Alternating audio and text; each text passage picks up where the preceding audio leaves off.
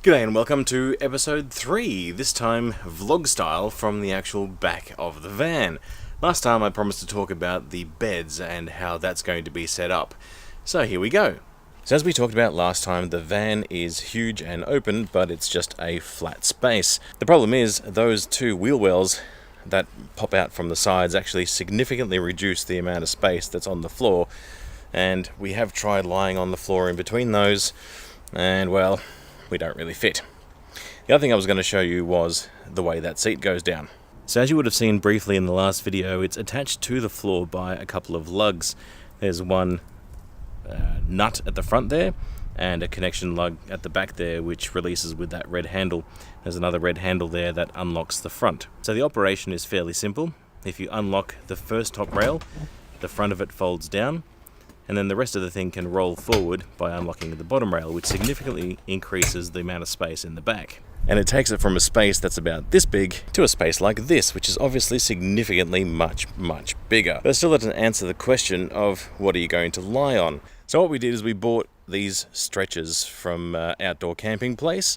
A single stretcher, as you can see there, for one person to lie on, and then a double decker bunk, if you will, for the other two.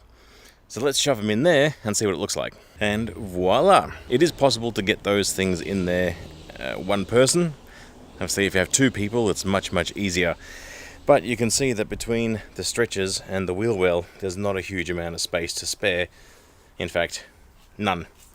And the main reason we actually went with these exact stretcher configurations is because this one had the splayed legs that it would actually fit on either side of the wheel well there, whereas none of the other ones seem to have wide enough legs to actually fit.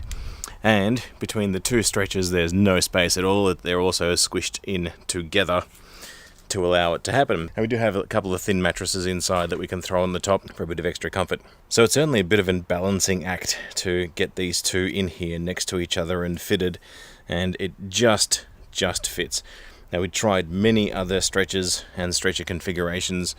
None of those actually fit. Some of them frustratingly by about 1 centimeter, but you still have to be careful exactly where you put them. For this one on the side, the single one, the legs have to be on either side of the wheel well, otherwise it won't work. And from the front, they need to be positioned exactly next to all the tie-down straps and things on the ground to actually make them fit. But you can see that they do actually fit, and I think that's going to work reasonably well, at least for the interim. And it does still leave you a tiny bit of space there to sort of get in and out of the bed. So because the beds take up pretty much the entire space in the back of the van, there is no space for storage or for anything else for that matter. So if we are going to keep them in there, we're going to need more space, which is why I was talking about the tent. So it's going to be a bit hard to explain, but long story short, there's a tent kind of configuration that sits over the top of the hatch here, and then on the ground at the back there behind me, which will kind of be, I don't know, I guess it's like a circle or an octagonal shape with a walk through towards the car itself. That's due to arrive in a couple of days, so hopefully the next video will be showing you off the interior with the tent attached and showing you how much extra space there actually is. But certainly in the meantime, this will do. As our temporary setup, we're going to need to chuck a barbecue and an esky and a few other little bits and bobs in here to actually make it livable for a proper camping trip. I also spoke last time about fly screens, so we'll be getting those fitted around the door frames and that door over there as well. They'll sort of be built-in fly screen, for want of a better word, but with zips on either side, so you can unzip them, open them up from some walk through, but have the doors open for the breeze and a bit of ventilation. Eventually, that one will stay.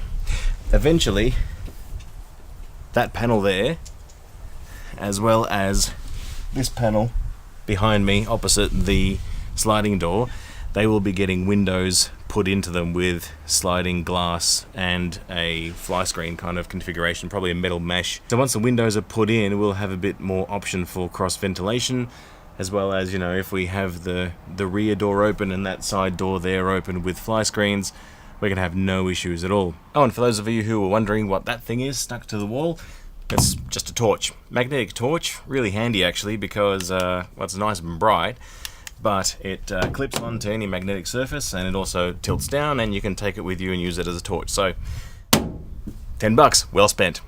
Well, that's it for episode 3. I hope you enjoyed that quick look at the interim bedding setup until we get something more permanent.